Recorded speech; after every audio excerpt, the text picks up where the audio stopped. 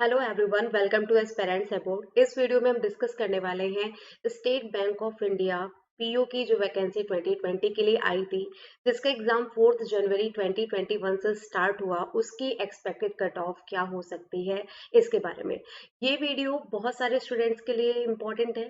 एक तो उन स्टूडेंट्स के लिए जिनका एग्जाम 4 जनवरी को ऑलरेडी हो चुका है and they are confused whether they should start preparation for mains examination और नॉट। और उनके लिए भी ये वीडियो इम्पोर्टेंट है जिनका आगे 4 जनवरी के बाद पेपर है, क्योंकि इससे उन्हें ये पता चलेगा कि उन्हें एटलीस्ट कितने अटेम्प्ट करके आने ही आने हैं, फेयर अटेम्प्ट क्या रहेंगे और लेवल क्या था 4 जनवरी के पेपर का, ये भी इस वीडियो में आपको पता चलेगा। तो ये वीडियो जो है, इसमें एक्सपेक्टेड कट ऑफ जो आपको बताई जाएगी वो बहुत ही ज्यादा कह सकते हो नियरेस्ट और सटीक होने वाली है। ठीक है, एक दिन का एग्जाम काफी है ये अनुमान लगाने के लिए कि एक्सपेक्टेड कट ऑफ क्या हो सकती है।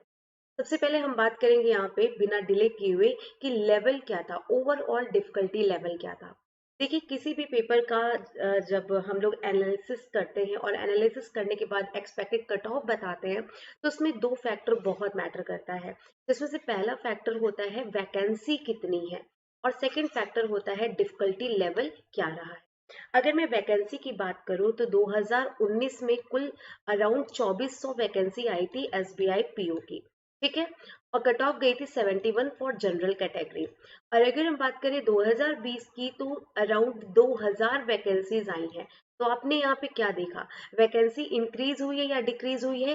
डिक्रीज हुई है। और वैकेंसी डिक्रीज होने का मतलब कि कंपटीशन घटा है कि बढ़ा है? तो कंपटीशन बढ़ गया है। तो ये चीज याद रखिएगा। अगर वैकेंसी ज्यादा है तो कट ऑफ भी अच्छी जाती है, इजिली आप कवर कर लोगे। लेकिन वैकेंसी कम होती है तो वही कट ऑफ आपको पार करने में डिफिकल्टी का सामना करना पड़ेगा। तो चलिए, खैर वैकेंसी का मैंने आपको बता दिया कि वैकेंसी इस बार भाई कम है, तो कट ऑफ ज्यादा जा सकती है क्योंकि कंपटीशन ज्यादा है। अब बात करते हैं डिफिकल्टी का लेवल क्या था। तो अगर हम बात करें कि तीनों शिफ्ट में गुड अटेम्प्ट्स कौन से सब्जेक्ट के क्या रहे, तो इंग्लिश का गुड अटेम्प्ट रहा 20 से 22 क्वेश्चन, रीजनिंग के लिए 18 से 20 क्वेश्चन और क्वांट के लिए 18 से 21 क्वेश्चन। लेकिन कुल मिला के यहाँ पे बताया गया, जो स्टूडेंट्स के द्वारा जो बताई गई इंफॉर्मेशन उसके आधार पे हम बता रहे हैं कि 56 से 63 नाइस अटेम्प्ट माने गए जब आपका लेवल मतलब शिफ्ट 1 हुआ। ठीक है, शिफ्ट 1 की बात बता रहे हैं। शिफ्ट 2 में भी कुछ ऐसा ही देखा गया, लेकिन शिफ्ट 3 थोड़ा इजी था और उसमें 63 प्लस आप कह सकते हो अटेम्प्ट देखे गए।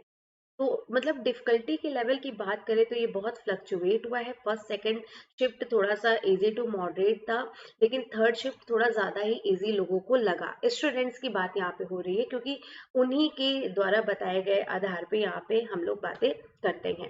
ठीक है, चलो नेक्स्ट यहाँ पे चलेंगे और अब टॉपिक की बात करेंगे। तो यहाँ पे शिफ्ट फर्स्ट और शिफ्ट सेकंड को हम लोग ले रहे हैं क्योंकि शिफ्ट 1 इजी टू मॉडरेट था, शिफ्ट सेकंड मॉडरेट था, क्वाइट थोड़ा सा कहोगे टफ था। रीडिंग कॉम्प्रिहेंशन आया था और इडियम एंड फ्रेजेस आया था शिफ्ट 1 में। एरर डिटेक्शन आया था, फिल इन द ब्लैंक्स आया था, सेंटेंस रीअरेंजमेंट आया था और वर्ड रीअरेंजमेंट आया था। शिफ्ट 2 में रीडिंग कॉम्प्रिहेंशन आया था, कस्टमर्स नॉलेज अबाउट परचेजिंग के बारे में। वर्ल्ड रीअरेंजमेंट आया था। ठीक है, और फिर आपका वर्ल्ड स्वैप करने के लिए आया था कि आप इसको स्वैप करो और इसे करेक्ट बताओ, जिसमें आया था कि मतलब कि 4 वर्ड दे दिए गए हैं और फिर उनका ऑर्डर बताया गया है कि बताइए ये वर्ड को कौन से ऑर्डर में लगाया जाए कि ये करेक्ट सेंटेंस बन जाएगा। एरर डिटेक्शन आया था, फिल इन द ब्लैंक्स आए थे जिसमें डबल फिलर्स आए थे, और सेंटेंस रीअरेंजमेंट अगेन ये आया था, और मैच द कॉलम आया था जहाँ पे लिखा था फर्स्ट वाले को सेकंड वाले से मैच कराइए कि वो ग्रामेटिकली करेक्ट भी बने और मैच भी करे, एक दूसरे को कंप्लीट करता हुआ एक सेंटेंस बनाए। तो ये क्वेश्चंस आपके देखे गए हैं। तो आगे के जो शिफ्ट होने वाले उसमें भी यही सारे क्वेश्चंस आएंगे। अब देखिए, हम बात करेंगे मैथ्स की। तो मैथ्स में शिफ्ट 1 में डीआई आया था। देखो, डीआई तो सब में ही आता है, 2 से 3 डीआई हर पेपर में आपको देखने को मिलेगी, हर शिफ्ट में देखने को मिलेगी। डेटा इंटरप्रिटेशन आया था, टैबुलर, पाई चार्ट, और शिफ्ट 2 में भी टैबुलर, बार ग्राफ और कैसलेट 3 डीआई आई थी। क्वालिटी की क्वेश्चन आया था, 5 क्वेश्चन फर्स्ट शिफ्ट में भी आया था, 5 क्वेश्चन सेकंड शिफ्ट में भी आया था। इजी था, मैं बताऊं आपको कि इजी लेवल था, बिल्कुल भी टफ यहाँ पे हम नहीं कहेंगे कि फंसाने वाला या टफ था। नंबर सीरीज फर्स्ट में रॉन्ग नंबर सीरीज आई थी और सेकंड में भी रॉन्ग नंबर सीरीज 5 क्वेश्चन आया था, इजी था। और in fact I have so many questions from second shift of 4th January and I will share all those questions, वो इंग्लिश के हो, मैथ्स के हो, रीजनिंग के हो, मैं जितने क्वेश्चन मेरे पास है वो मैं सब आपको शेयर कर दूंगी अपने चैनल पे। अर्थमेटिक के वर्ड प्रॉब्लम आए थे और इसमें भी वर्ल्ड प्रॉब्लम्स आई थी। अब बात करेंगे रीजनिंग के। तो रीजनिंग के टॉपिक कौन कौन से आए थे पहले शिफ्ट में? पहले देखिए, पजल आई थी, अनसर्टेन लाइनर अरेंजमेंट आया था कि एक लाइन में कुछ लोग बैठे हैं, फिर आपको बताया गया था। स्क्वायर अरेंजमेंट आया था, क्लासिफिकेशन आया था, मंथ बेस्ड पजल आई थी, ठीक है। सिलॉग आया था, ब्लड रिलेशन का क्वेश्चन बहुत इजी आया था, नंबर बेस्ड क्वेश्चन था, अल्फाबेट बेस्ड था, पेयरिंग ऑफ अल्फाबेट था। शिफ्ट 2 की बात करें तो पजल आई थी और सर्कुलर सिटिंग अरेंजमेंट आया था जिसमें बताया गया था 8 लोग बैठे हैं और कुछ लोग अंदर देख रहे हैं, कुछ लोग बाहर देख रहे हैं। फ्लोर बेस्ड पजल आई थी जिसमें बताया गया था कि 7 फ्लोर है और वो जो 7 फ्लोर के लोग हैं वो अलग अलग गेम पसंद करते हैं, क्रिकेट, बेसबॉल, फुटबॉल, ये सारे गेम्स थे। मंथ बेस्ड पजल आया था कि 6 लोग हैं और वो जो है कुछ चीज करते हैं, वो 4 मंथ दिया था, Jan, June, April and one more month was there, और 2 डेट दी गई थी 9 एंड 26। तो ये 2 तारीख के 4 महीनों की 2 तारीख पे ये लोग कुछ करते हैं, आपको अरेंज करना था।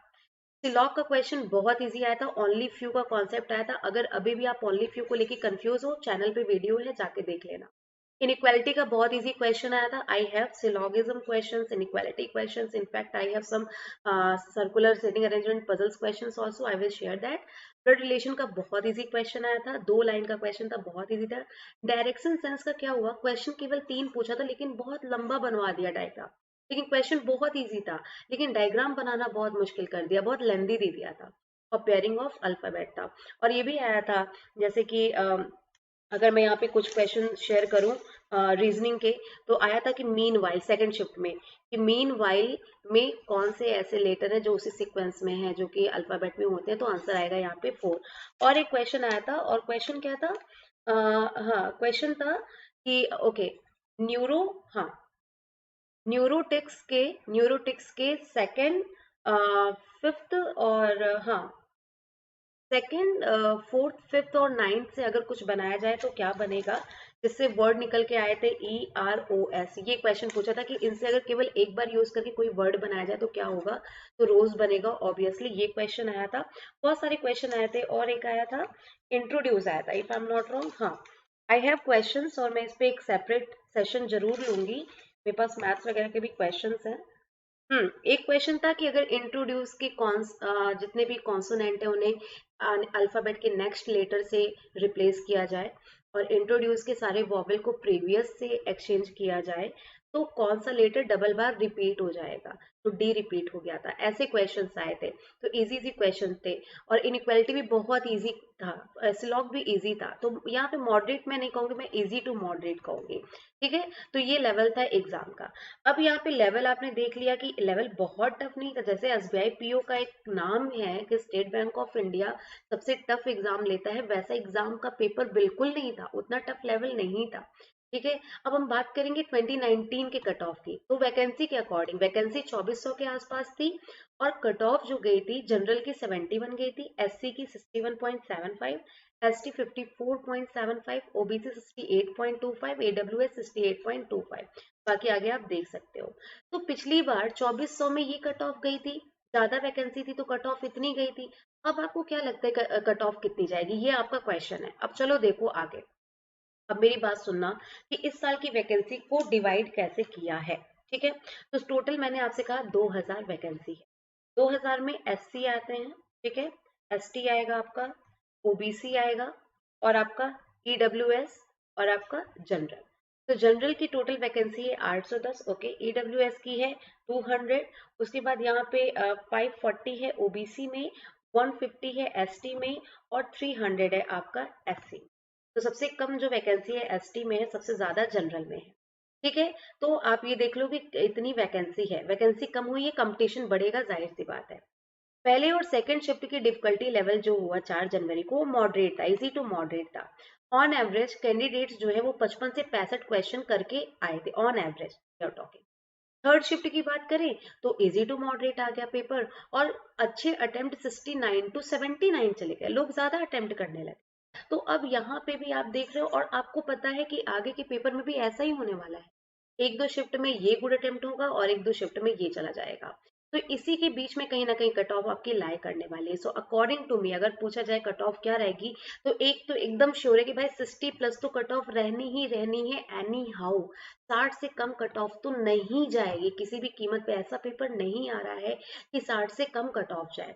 ठीक है, ऐसा मुझे लगता है। तो मुझे लगता है कि जो कट ऑफ है वो कहीं ना कहीं 60 से लेके 72 के बीच में रहेगी, 60 टू 72 यहाँ पे रहेगा कट ऑफ। बहुत अच्छी किस्मत रही, अगर बहुत अच्छी किस्मत रही, अगर एसबीआई प्री में नहीं मेंस में छांटना चाहता है आपको, तब आपकी जो कट ऑफ है वो 55 से लेके 68 के बीच में जाएगी। लेकिन इसकी पॉसिबिलिटी बहुत कम है, और सबसे ज्यादा पॉसिबिलिटी है 60 टू 72। तो अकॉर्डिंग टू मी ये भी कट ऑफ जा सकती है, लक की बात है, और ये भी जा सकती है। तो बेसिकली आप किन लोगों को मेंस की प्रिपरेशन स्टार्ट कर देनी चाहिए, तो देखो जिन लोगों ने 60+ अटेम्प्ट किया है भाई, बिना समय गवाए तैयारी शुरू कर दो, फेयर चांसेस है। जिन्होंने 60 से कम किया है लेकिन 55+ किया है, वो भी होपलेस ना हो, वो भी पढ़ाई करते रहे। देखो भाई, तो यहाँ पे पहले बात कर लें कि 60 टू 72 लाई करने वाले cut off, according to my assumption ये गलत भी हो सकता है, ये सही भी हो सकता है, but I am very sure कि ये कहीं ना कहीं 60 टू 72 लाई करेगा। ठीक है, फॉर जनरल। ठीक है, और इसी के अकॉर्डिंग जो डिफरेंस आपने देखा वो आप सेट कर लो बाकी के जो कैटेगरी के हैं। ठीक है, जैसे यहाँ पे परेशान मत होना कि बाकी कैटेगरी, इसी के हिसाब से जो गैप है उसे सेट कर लो।